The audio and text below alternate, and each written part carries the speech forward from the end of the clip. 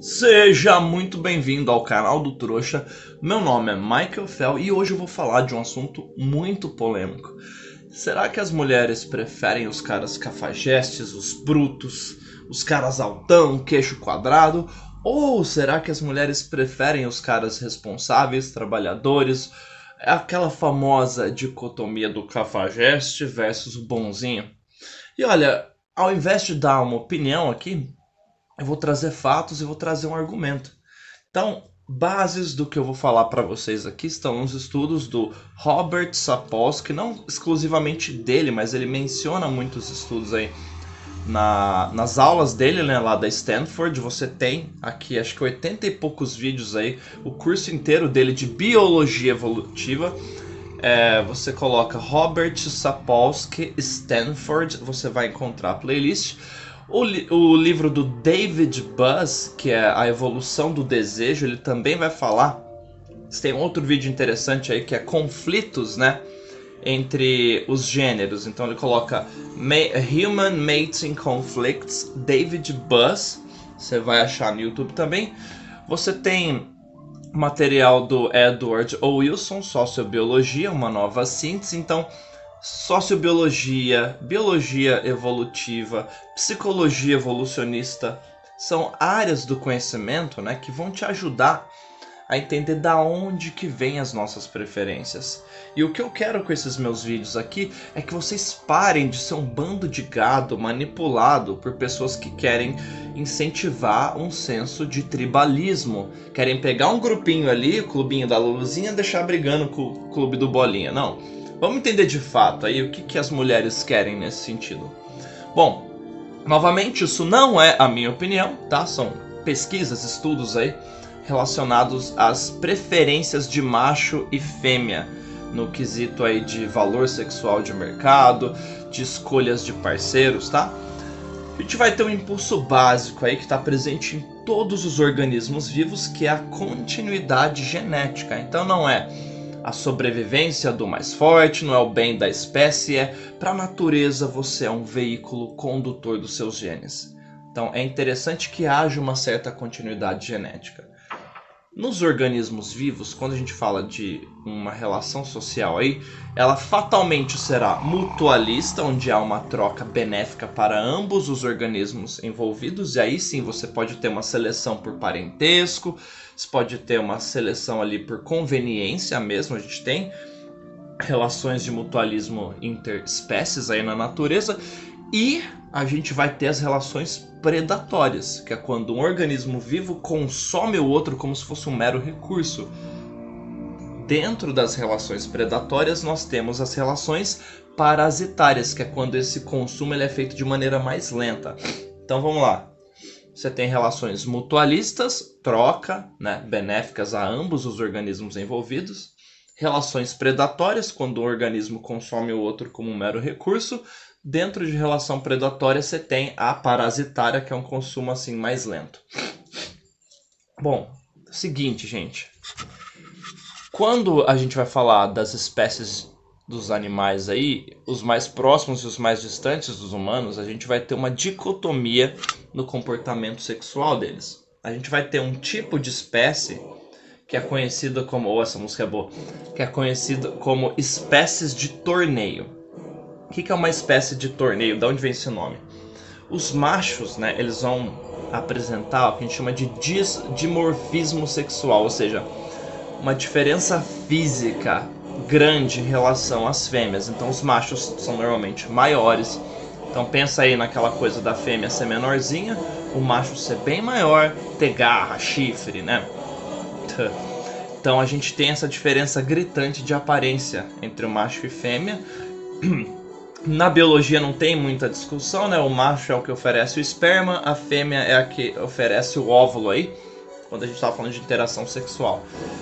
Essas espécies de torneio, elas são extremamente agressivas, os machos, né, são extremamente agressivos, competitivos. Então assim, normalmente o macho que está no topo da hierarquia social, o macho alfa aí, ele impõe-se pela força. Você vai ter um comportamento mais violento, né? No caso das fêmeas, elas são as que investem mais no cuidado dos filhotes. Então é muito comum a gente ter o abandono parental masculino. A contribuição do macho nesse aspecto são apenas os genes. Então o macho vai lá, opa, gozou, falou, vou comprar cigarro aqui, fêmea, e vaza. Então, o investimento que a fêmea recebe do macho é basicamente esperma, são genes.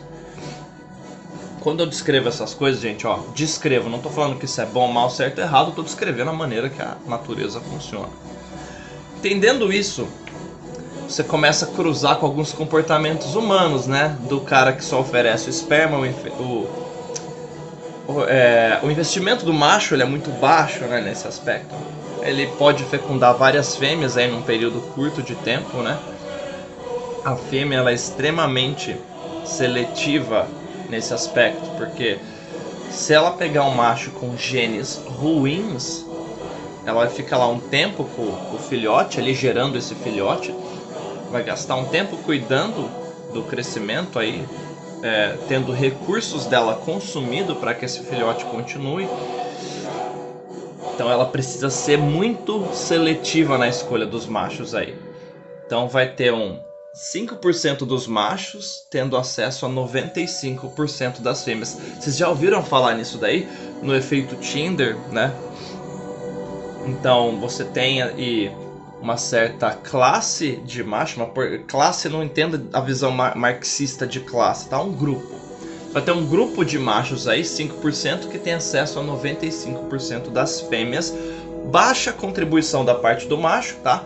Um investimento muito maior por parte das fêmeas. Então, você entende aquele impulso hipergâmico da fêmea querer ser muito seletiva aí, né? Esse bem que hipergamia já estou falando de humano, mas você entende que a fêmea ela não pode errar na escolha.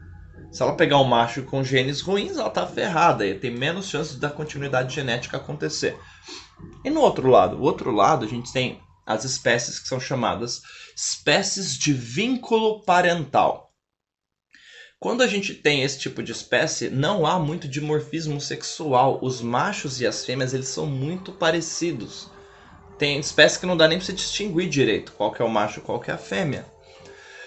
Nesse tipo de espécie, as características predominantes aí na seleção da fêmea vão ser um macho que tem boa capacidade de cuidar dos filhotes. Então seria um macho com uma personalidade mais social aí, entre aspas. Então você percebe que vai na contramão, enquanto a outra espécie ali é o burocotô, fortão, que se impõe-se pela força. Nesse não, ela quer um macho que vai ser um bom pai, que vai estar presente, que vai cuidar dos filhotes. E olha que interessante, nesse tipo de espécie é muito comum o abandono parental ser por parte da fêmea. A fêmea tem maior diversidade de parceiros sexuais. Enquanto o macho fica lá cuidando dos filhotes, a fêmea vai, opa, eu tô indo aqui pro forró com as minhas amigas, vai lá. Por quê? Uma vez que o macho tá cuidando dos filhos, a fêmea pode sair e engravidar de outro macho. Lembra, gente, ó, a natureza ela é amoral, ela não é boa, ruim, certo ou errada. Para a natureza, você é um robozinho biológico condutor dos seus genes. Ela quer passar essa informação genética adiante. Tá, eu consigo ver humanos se comportando assim também.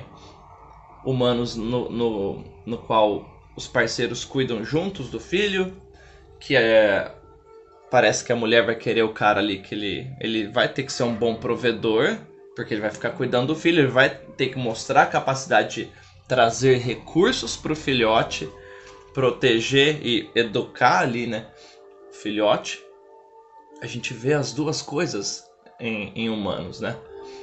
E olha que interessante, enquanto no outro lado ali o macho é mais promíscuo, né, sem juízo de valor, né? Quero falar, o macho tem maior variedade de parceiros sexuais, nesse caso é a fêmea. Então vocês percebem como a gente erra nas nossas análises, quando a gente coloca tipo, o humano é assim, o humano é ali. Humanos estão exatamente no meio desses comportamentos, por isso que é tão difícil assim, não é óbvio, né, você distinguir.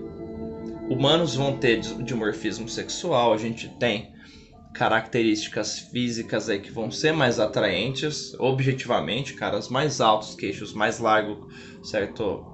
Com uma certa aparência mais atlética, que vão se comportar igual o chimpanzé ali, tentando impor-se pela força, só que a gente também vai ter características extremamente atraentes, no caso de homens aí, que são aqueles caras mais paizão de família, sabe? A barriguinha de leve, já é aquele cara que sabe educar o filho, que está mais presente, que é mais carinhoso, mais atencioso. No caso de humanos, a gente vai ter uma variação dentro desses comportamentos que vai ser influenciado pela faixa etária da fêmea, que vai ser influenciado pelo aspecto histórico-cultural também, né? Dependendo da cultura daquela região, vai ter um incentivo maior de um tipo de relacionamento ou outro. E lembrando que quando a gente fala de aspecto cultural, eu estou trazendo aqui uma manifestação coletiva de impulsos individuais presentes no organismo vivo. Então esquece aquela ideia marxista que é tudo produto cultural. Não, gente, isso é uma falácia, isso estava redondamente errado. A gente tem os genes e tem os estímulos externos, é uma combinação de ambos, do famoso nature e nurture aí.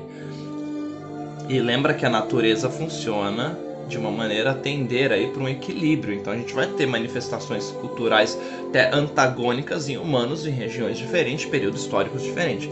Então, qual dos dois a mulher vai querer? O bonzinho ou o cafajeste? Isso, mulheres distintas podem querer coisas distintas, óbvio, cara, você descobriu a sétima maravilha do mundo. Não, cara, mas ó, a mesma pessoa pode manifestar impulsos distintos de acordo com as preferências dela. A gente vai ter uma influência gigantesca da escassez. Tem um sexólogo, inclusive ele fala isso, né? Que humanos só são monogâmicos porque a gente é pobre. Então, quanto maior a abundância de parceiros aí, menos monogâmico você será. Em relação a comportamentos promíscuos aí de traição, nos estudos lá que o David Buss menciona, 50% dos homens traem e as mulheres estão chegando nos 40%. Estão alcançando os homens aí, tá? Novamente, não estou colocando juízo de valor, só descrevendo, tá? Mating Conflict Between Humans. Procura aí do David Buss, você vai ver ele mencionando os estudos aí em relação a isso. O livro dele também é muito interessante em relação a isso, né? Que é a Evolução do Desejo. Então, gente, não tem apenas um tipo de escolha em relação ao parceiro que uma fêmea vai querer. Se a mulher tiver um impulso assim mais de... ela não quer um vínculo, ela quer um cara ali para ela ter uma relação sexual, ficar um tempinho. As características de espécies de torneio vão ser predominantes. Então, se você é um cara que busca uma relação mais casual, você não quer criar uma família, não quer ter um vínculo, é esse tipo de característica que você vai ter que oferecer para as fêmeas. Você tá entendendo o que eu tô falando? Que é uma questão de oferta e demanda, e não você ficar revoltadinho, xingando. Mesma coisa mulher, homem é isso, mulher é aquilo. Não, gente, a gente não escolhe o nosso comportamento, a gente não escolhe os nossos genes, a gente não escolhe a maneira que a vida e o universo funcionam, a gente apenas manifesta, a gente está inserido dentro disso. Se você é um cara que quer família, quer ter filhos, que quer ter esse tipo de vínculo, você vai ter que exibir outras características. Em ambos os comportamentos há risco. Você pode levar um chifre em ambos os comportamentos. Você pode aí quebrar a cara em ambos os comportamentos. A gente tem o Estado, tem as leis, tem um monte de fator aí que influencia o que eu falei no comecinho ali, as relações predatórias, parasitárias versus as relações mutualistas. Então, o que você vai ter que fazer? Entender a maneira que a coisa funciona, entender o porquê você quer o que você quer. Eu quero tanto um namorado, eu quero tanto uma namorada. Por quê? É o impulso aí da continuidade genética? É medo de morrer sozinho? Reflita no motivo de você querer o que você quer. É porque todos seus amigos estão casando e tendo filhos e você está se sentindo isolado ali? Ou sei lá, talvez você está com medo aí de ficar velho e morrer sozinho? Talvez você não esteja sabendo aproveitar a sua própria companhia. Reflita no motivo de você querer o que você quer. Não é do nada, gente. não é uma simples manifestação cultural, social, um produto do meio. Não, a gente tem um arqué, um impulso primitivo aí que rege a maneira que os organismos vivos funcionam, a gente está dentro disso.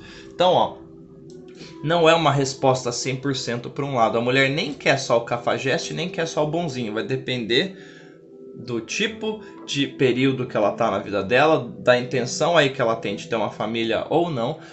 A mesma mulher pode manifestar preferências distintas de acordo com o momento que ela tá na vida, tá?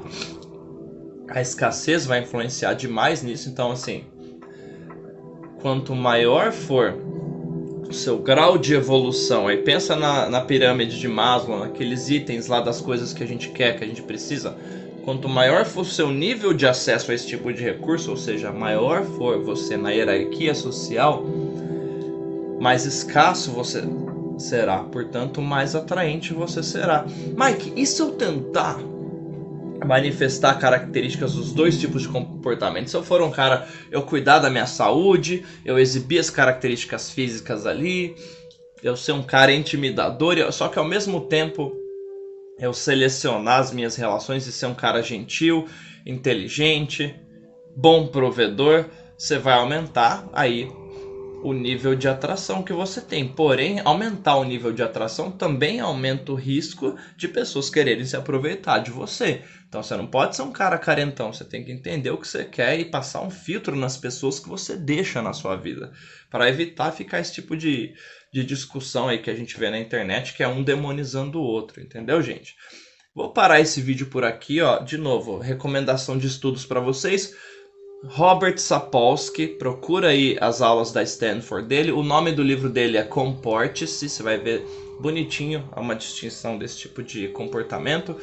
David Buzz, A Evolução do Desejo, tá? Você tem o Sociobiology and New Synthesis, do Edward O. Wilson, que é um livro de neurociência aí, bem didático para você começar a entender que a gente não escolhe essas coisas. Pega o livro Free Will, o livro Livre-Arbítrio do Sam Harris, vai te dar uma base aí. Então, nenhum desses dois comportamentos é bom, mal, certo ou errado. Eles se completam nesse mecanismo biológico existencial. Essa engrenagem que a gente é uma pecinha, tá bom? Muito obrigado por ficar comigo até aqui. Beijo do trouxa.